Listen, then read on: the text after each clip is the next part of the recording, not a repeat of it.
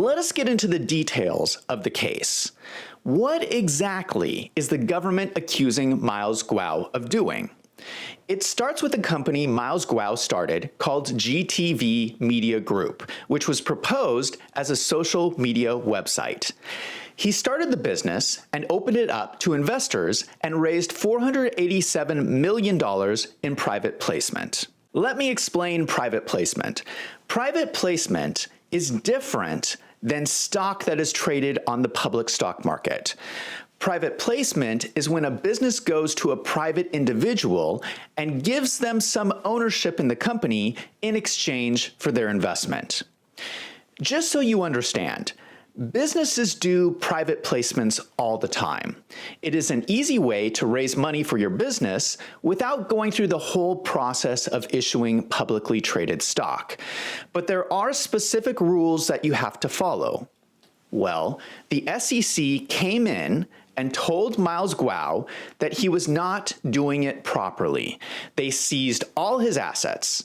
This was announced in a press release by the SEC in 2021, 2 years ago. The press release was titled, "Companies to pay more than $539 million in settlement for distribution to investors."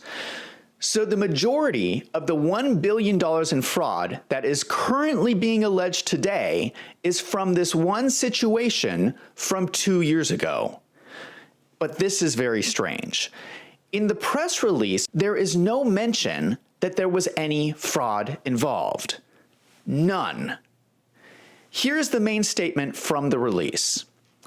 Without admitting or denying the SEC's findings that they violated Section 5 of the Securities Act of 1933, GTV and Soraka agreed to a cease and desist order to pay disgorgement of over $434 million plus prejudgment interest of approximately $16 million on a joint and several basis, and to each pay a civil penalty of $15 million.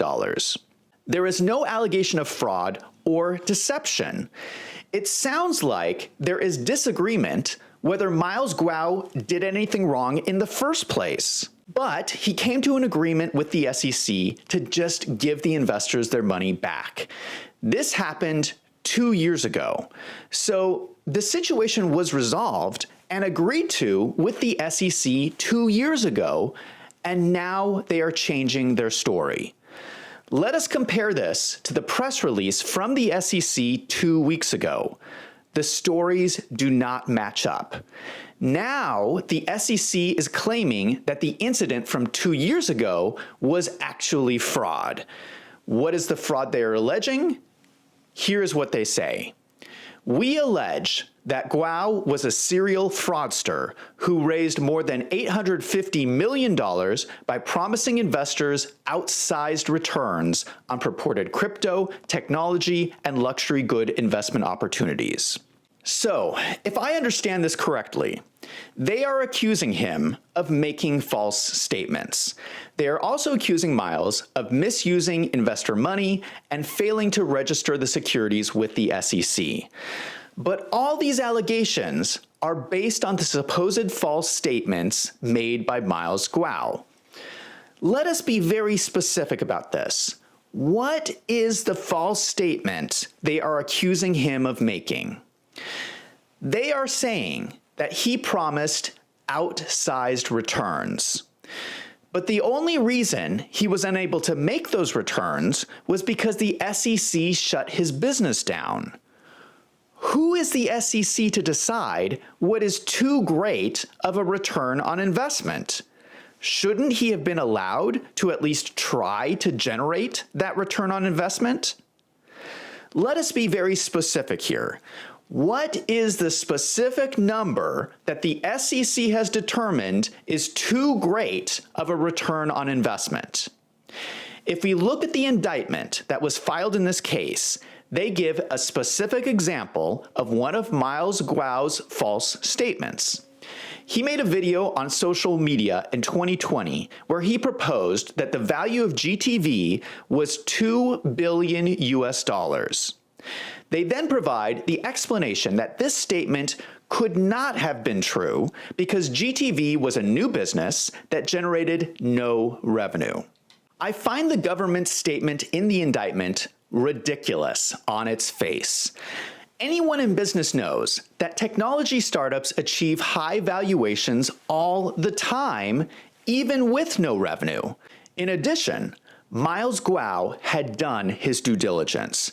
It turns out that he hired a third-party valuation report from Alvarez and Marcel, a global professional services firm that valued his company at $2.6 billion, 30% higher than Guo proposed.